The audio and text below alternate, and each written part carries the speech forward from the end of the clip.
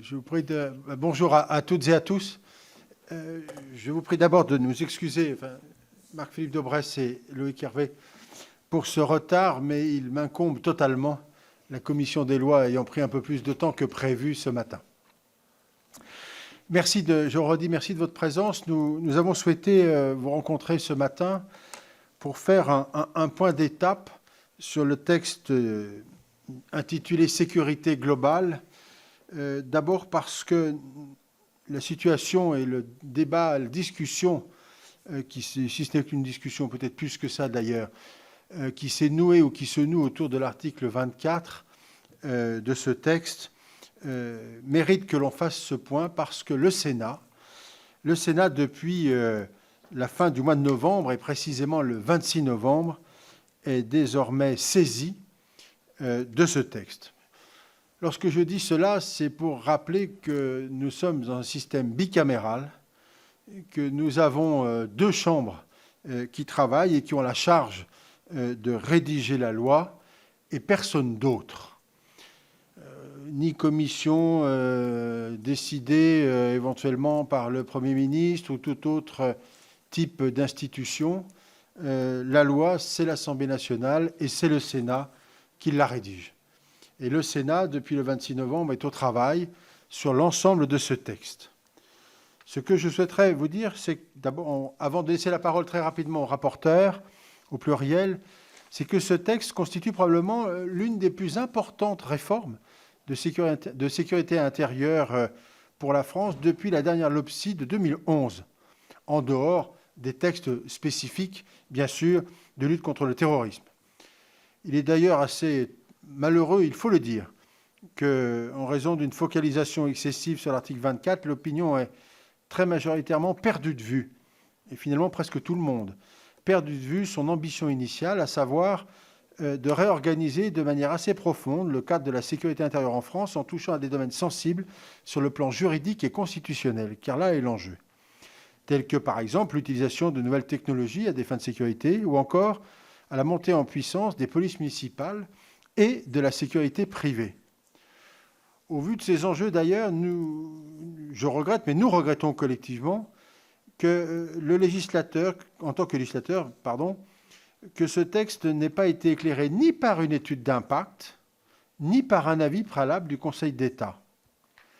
En réalité, cela est d'autant plus dommageable, d'ailleurs, que le gouvernement lui-même ne s'est pas caché d'avoir tenu la plume des auteurs de la proposition de loi, ce qui est tout de même singulier. Mais la réalité concrète de ce process ou de cette manière de faire fait que finalement, il n'y a eu aucun travail préparatoire qui vienne éclairer, comme c'est d'habitude, le Parlement. Et donc, il a fallu que nous compensions par des consultations larges que nous faisons habituellement, disons les choses telles qu'elles sont. Mais tout de même, nous aurions eu d'un côté l'avis du Conseil d'État ou de l'autre côté l'étude d'impact, cela aurait aidé sans doute ou peut-être même évité un certain nombre de crispations sur ce texte. C'est la raison pour laquelle on est quand même dans une situation d'impréparation, disons-le très directement, générale de ce texte par l'exécutif et que vraiment c'est tout à fait regrettable. Alors, ce que je souhaite vous dire, et j'en terminerai, c'est que cette affaire d'article 24 et la problématique que pose l'article 24 est sans aucun doute l'exemple le plus illustratif de cette non-préparation. Et il n'est pas banal, d'ailleurs, que le Parlement soit ainsi saisi concomitamment de deux textes comportant des dispositions qui se concurrencent, sans parler de la commission instituée plus récemment, je l'évoquais tout à l'heure, sur cet article 24, alors que nous sommes saisis et au travail. Nous sommes contents, je voudrais dire quand même un point positif. Ce texte devait venir au Sénat en séance le 14 décembre exactement. Et j'avais souhaité, compte tenu de la procédure d'urgence qui avait été voulue, que cela soit reporté, parce que les conditions de travail ne me paraissaient pas sérieuses, en tous les cas, ne me paraissaient pas remplies. Et d'ailleurs, je dois dire que le gouvernement l'avait accepté. Alors, il l'a accepté et nous savons, en tous les cas, ce sera confirmé dans les heures qui viennent, que ce texte ne viendra pas en séance publique avant le mois de mars prochain. les choses nous laissent un peu de temps. Mais nous ne le savons que depuis peu de temps, en réalité, pour ne pas dire quelques jours. Et nos rapporteurs, les rapporteurs de la commission des lois, ont donc travaillé rapidement depuis, non pas terminé, mais travaillé rapidement depuis le fin novembre, ayant entendu 56 personnes au total, dans le cadre de 18 auditions, pour déjà un nombre de 20 heures d'audition et de travail. Elles vont se continuer naturellement au mois de janvier, et puis peut-être plus longtemps s'il le faut, pour arriver en séance, faire arriver ce texte en séance au mois de mars. Voilà, nous avons souhaité ce point presse, et je le redis, pour vous dire l'état des lieux, l'état des constats, et ne pas vous donner de pré-solution. L'objectif n'est pas de vous donner une pré-solution. D'ailleurs, nous devrions et nous devons le rapport définitif à la commission des lois et à ses commissaires en premier, naturellement, et nous respecterons cet ordre des choses. Mais compte tenu de l'actualité et du contexte, il nous a paru important de pouvoir vous en parler aujourd'hui. Je laisse tout de suite la parole à M. Daubresse. Merci de votre attention. Merci, Monsieur le Président. Bonjour à toutes et à tous. Donc, nous traitons ce sujet, Loïc Hervé et moi, par titre. Moi, je vais vous parler d'abord des polices municipales. Il poursuivra sur la question de vidéos et de drones, et on terminera par l'article 24. Alors, sur la montée en puissance de la police municipale et l'accompagnement de cette montée en puissance. Vous savez que dans le texte, il y a 12 articles qui prévoient de procéder à titre expérimental et dans certaines communes dûment sélectionnées par le ministère de l'Intérieur et le ministère de la Justice à un élargissement de prérogatives judiciaires de ces polices municipales, notamment de sortir de la simple constatation actuelle de contravention pour pouvoir constater certains délits, par exemple les ventes à la sauvette, les conduites sans permis, la consommation de stupéfiants, et d'étendre le champ des actes d'enquête ouverts aux agents de police municipale, par exemple relevé d'identité ou saisie de biens. Cette expérimentation, bien sûr, répond à une demande forte d'une partie des maires, mais elle soulève beaucoup de sujets, notamment sur le plan juridique, et évidemment que comme le Premier ministre va saisir à l'issue du travail parlementaire le Conseil constitutionnel, le rôle traditionnel du Sénat, c'est d'être une vigie pour éviter les problèmes de constitutionnalité qui pourraient intervenir. Et donc, la première chose que nous disons, c'est qu'il y a une exigence de contrôle de l'autorité judiciaire sur les agents de police municipale quand ils effectuent des tâches de police judiciaire. Et on voit bien, on nous répond, moi j'ai été maire, donc j'ai dirigé des polices municipales. Les polices municipales sont sous l'autorité hiérarchique du maire. Il n'empêche que si on leur donne des prérogatives qui sont celles généralement d'un officier de police judiciaire, ils doivent être sous l'autorité fonctionnelle d'un procureur, et ça suppose que dans les textes, cela puisse être évidemment possible. Alors nous disons deux choses pour aller à l'essentiel. Premièrement, le dispositif de formation tel qu'il existe aujourd'hui est insuffisant pour que les polices municipales puissent avoir ces nouvelles prérogatives. Deuxièmement, nous sommes sceptiques sur l'opérationnalité de ces dispositifs. Par exemple, comment les polices municipales peuvent saisir des produits d'une infraction, par exemple des cigarettes de contrebande ou des produits stupéfiants? Est-ce qu'il est raisonnable de leur permettre de constater certaines infractions qui peuvent les mettre eux-mêmes en insécurité? Et comment on place des scellés? Comment on enlève tout ça? Qu'est-ce qu'on fait dans les procès-verbaux? Tout ça nous pose quand même fortement question. Et dernière chose, sur le champ de cette expérimentation qui est prévue avec des critères qui nous semblent inadaptés. Par exemple, on met des gardes champêtres dans un seuil de 20 agents qui est discutable et qu'on pourrait discuter. Et pour d'autres, une autre raison, c'est qu'il est très imprécis. On dit le choix des communes qui participeront à l'expérimentation se fera au regard des circonstances locales, c'est-à-dire au bon vouloir des ministres concernés. Il me semble qu'il faudrait un cadre légal beaucoup plus rigoureux. Alors, il y a d'autres sujets, et j'en termine dans ce titre police municipale. Évidemment, la création de la police municipale à Paris, dont nous devons dire objectivement que dans les premières auditions que nous avons faites, elle se présente bien parce qu'elle a été bien préparée et que tous les interlocuteurs, côté préfecture de police comme côté municipales nous disent que ça se présente bien. Il y a aussi des articles intéressants de mutualisation des polices et des équipements de vidéoprotection et aussi des articles qui concernent la formation. Voilà, Monsieur le Président, ce que je peux dire. Évidemment, on va poursuivre nos auditions. On a déjà rencontré les syndicats, la Direction générale des collectivités locales, le CNFPT, le préfet de police de Paris. Nous allons entendre les associations d'élus et les syndicats de police municipale sur ce sujet. Merci, Monsieur Loïc Hervé. Merci, Monsieur le Président. Bonjour à tous. Je vais intervenir sur 2 points. D'abord, la sécurité privée, puis ensuite la question des caméras, de vidéo et des drones. Donc, sur la sécurité privée, il y a 21 articles dans le projet de loi, dans sa mouture sortie de l'Assemblée nationale. C'est un secteur économique qui a connu une forte montée en puissance. Aujourd'hui, il y a à peu près 180 000 salariés en France, 11 500 entreprises. Secteur qui souffre de réelle fragilité, un émiettement, 8 000 entreprises unipersonnelles et un fort turnover avec parfois 80% des contrats qui sont des CDD. On a un vrai enjeu à l'instant où on légifère, puisque nous aurons des compétitions sportives internationales très importantes dans les années qui viennent. Je pense à la Coupe du monde de rugby ou aux Jeux olympiques. Et il y a un enjeu de professionnalisation du secteur que la proposition de loi tente de régler. Merci. 3 points. Le premier, c'est la restriction proposée du recours à la sous-traitance pour mettre fin à des réelles dérives. On s'est aperçu qu'il y avait même parfois presque une perte de la connaissance du nombre de rangs de sous-traitance, parfois même au-delà de 10 niveaux de sous-traitance. Et ensuite, deuxième axe, le renforcement des pouvoirs de sanction et de contrôle du Conseil national des activités privées de sécurité qui s'appelle le CNAPS.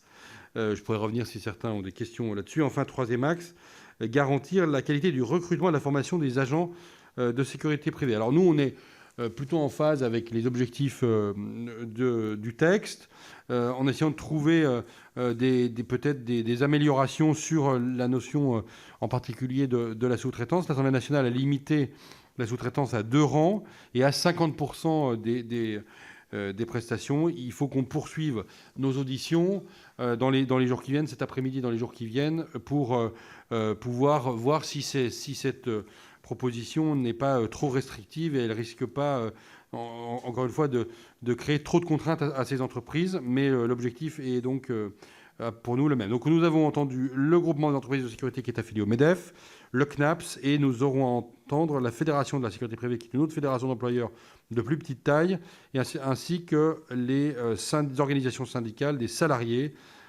CGT, CFDT, FO, CFTC, UNSA et CFE-CGC. J'en viens maintenant, Monsieur le Président, à la question de la vidéosurveillance au sens large du terme. C'est donc la question de la vidéosurveillance en tant que telle, des caméras piétons et des drones. C'est un texte qui modernise et renforce les moyens d'action au profit des forces de sécurité pour mieux tirer parti des technologies. Je fais une aparté d'emblée. Nous ne sommes pas, hostiles par principe aux évolutions technologiques, quand celles-ci sont là pour sécuriser, pour renforcer les moyens des forces de sécurité dans les missions qui sont les leurs. Et on distinguera un certain nombre de différences si parfois certaines de ces technologies viennent heurter les libertés individuelles. Et c'est tout à fait notre rôle. Nous, ici, au Sénat, une institution qui est très, très vigilante sur ces libertés individuelles, et l'histoire l'a démontré depuis les années 70, que nous ayons des propositions qui permettent de donner au texte un meilleur équilibre entre la nécessité de la sécurité et le fait de ne pas trop atteindre aux libertés publiques et aux libertés individuelles. Donc le champ de la protection est étendu pour mieux lutter contre les incivilités dans les halls d'immeubles. L'usage des caméras piétons, caméras mobiles est donc facilité pour répondre à la guerre des images entre, d'une part, les forces de sécurité, d'autre part, les manifestants dans des événements de maintien de l'ordre liés à des manifestations. L'expérimentation aussi est prévue dans le texte de ces mêmes caméras piétons et caméras mobiles au profit des services de la RATP et de la SNCF. Et concernant les caméras embarquées, les drones, il s'agit de donner une base juridique dans la loi qui n'existe pas à l'instant où on se parle. Le Conseil d'État, d'ailleurs, l'a rappelé pendant la période de l'état d'urgence sanitaire.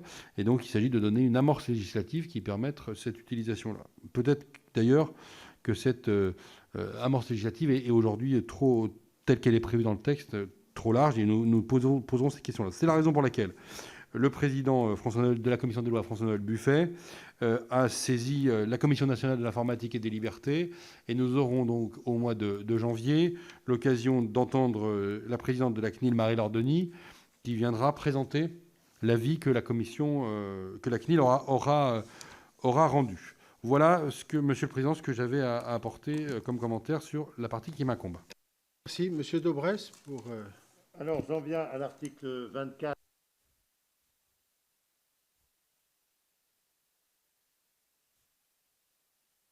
D'une part, je confirme ce que vous a dit le président Buffet tout à l'heure, c'est-à-dire que nous essayons de mettre de l'ordre dans un désordre à la fois de méthode, de forme et d'écriture. Ce texte est très mal écrit. Ce texte de l'article 24 va poser des problèmes de constitutionnalité. Il parle d'un délit d'intention, il parle d'une incrimination difficile à prouver, il s'attaque au problème via la loi de 1881 sur la liberté de la presse, et donc de notre point de vue, c'est un texte qui remet en cause, qui porte atteinte à la liberté d'information et qui pourrait être considéré comme contraire à l'article 10 de la Convention européenne des droits de l'homme et probablement à la Constitution dans les principes de nécessité et de proportionnalité. Alors pour autant, le législateur veut mieux protéger les policiers et les gendarmes. Nous sommes en phase avec cette intention du législateur. Nous regardons les délits existants.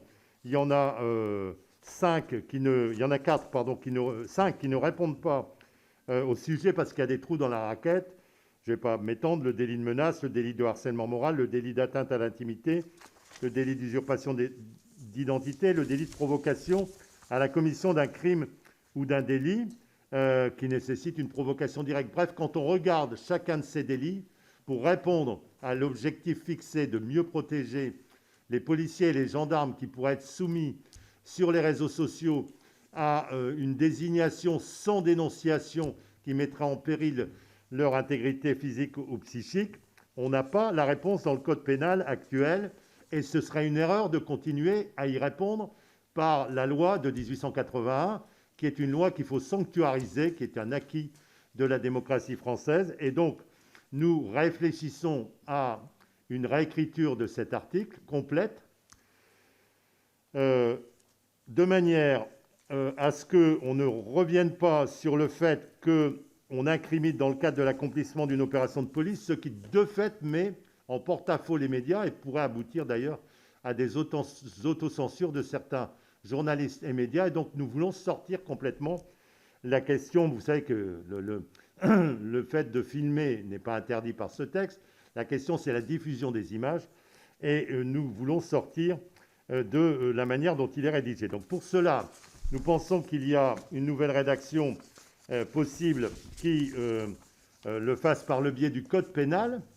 Alors la difficulté, le président l'a dit, c'est que dans le désordre dans lequel nous sommes, il y a à la fois cet article 24 de la loi sécurité globale qui est sur la navette parlementaire au Sénat. Il y aura fin janvier la loi sur la protection des valeurs de la République, ex-loi sur le séparatisme, avec un article ex-25 qui devient un article 18 sur la même incrimination. Évidemment, personne ne peut s'y retrouver, et nous essayons de trouver une solution rationnelle dans tout ça. Alors, on ne va pas vous donner de rédaction, ne serait-ce aussi parce que tout ça doit faire l'objet d'un rapport, d'un débat avec les commissaires de la commission des lois. Mais quels sont nos objectifs ? 1.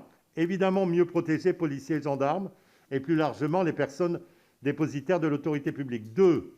Supprimer toute référence à la captation d'images dans la définition du délit, de manière à ne pas obérer les problèmes de liberté de la presse. 3. Inscrire le texte, je vous l'ai dit, dans le code pénal et sortir de la loi sur la presse pour assurer une parfaite liberté d'information. Et 4. Si nous rentrons par le biais du code pénal, de fait, les journalistes ne sont plus aussi protégés que dans le cadre de la loi sur la liberté de la presse. Autrement dit, si nous avons un délit qui concerne tous les citoyens, et singulièrement les dépositaires de l'autorité publique, policiers et gendarmes en particulier, les journalistes pourraient se voir, s'il y avait une incrimination, traduit en comparution immédiate. Nous voulons évidemment garantir les mêmes protections qui existent dans la liberté sur la presse, et donc nous avons prévu que le texte le ferait pour faire bénéficier les journalistes des garanties de la loi de 1881 sur la liberté de la presse, sans toucher à cette loi, mais en rentrant par le code pénal. Et enfin, ce qui n'est pas la moindre des choses, fondre dans un même texte cet article 24 de loi sur la sécurité globale et le futur article 18 de la loi confortant les principes républicains pour ne pas multiplier les incriminations pénales. Voilà où nous en sommes. Nous avons fait beaucoup d'auditions sur tout cela, ministère de l'Intérieur, gendarmerie, toute une série directions des collectivités locales, etc., etc. Et nous avons d'ores et déjà interrogé tous les syndicats qui sont nombreux de la police. Nous allons continuer et nous auditionnerons, puisqu'on a un peu de temps, tant mieux. Évidemment, tous les syndicats de journalistes et tout ce qui touche au domaine de la presse, des directions de publication, des personnes qui ont ou pas des cartes de presse, de manière à avoir une vision parfaite des choses. Nous avons aussi interrogé beaucoup d'organisations de défense des droits de l'homme ou de Reporters sans frontières ou d'Amnesty International, etc. Et donc, au bout de ce processus, Monsieur le Président, nous pensons pouvoir arriver à un article équilibré entre liberté et autorité qui protège complètement la presse, qui renforce la protection des gendarmes et des policiers et qui soit constitutionnellement correct.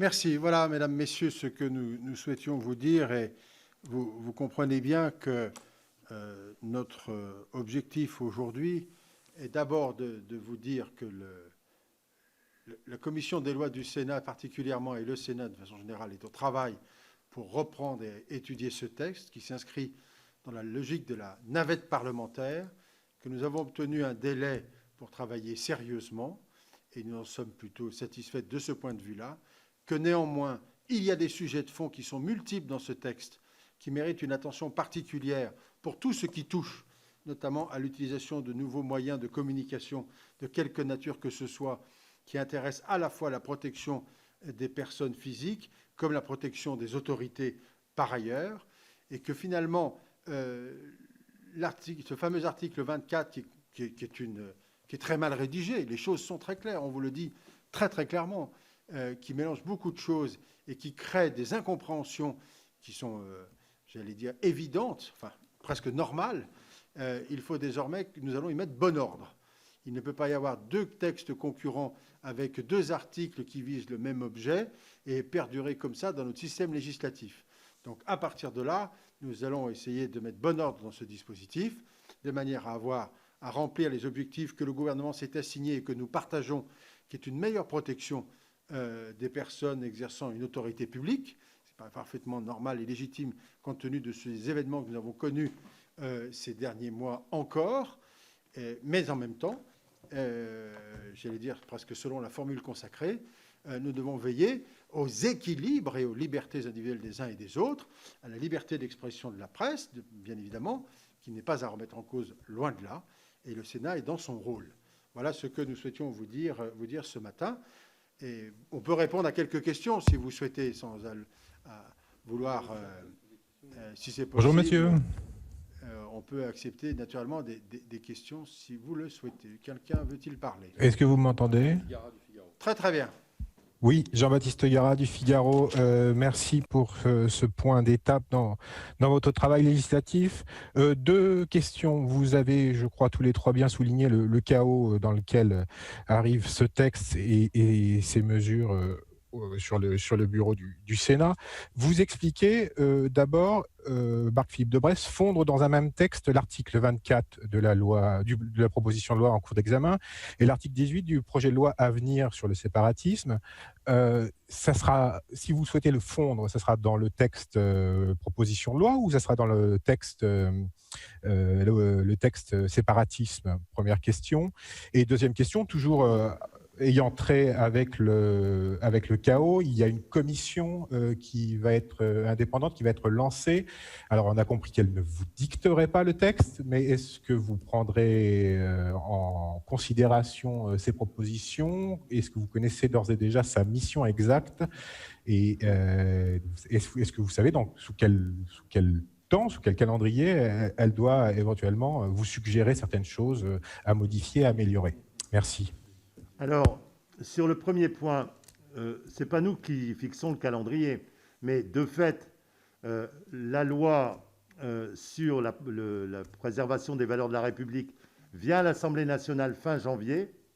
Nous, la loi sécurité globale, dans la navette parlementaire et chez nous, on vous l'a dit depuis fin novembre, et elle va venir chez nous en discussion en séance mi-mars et en commission début mars.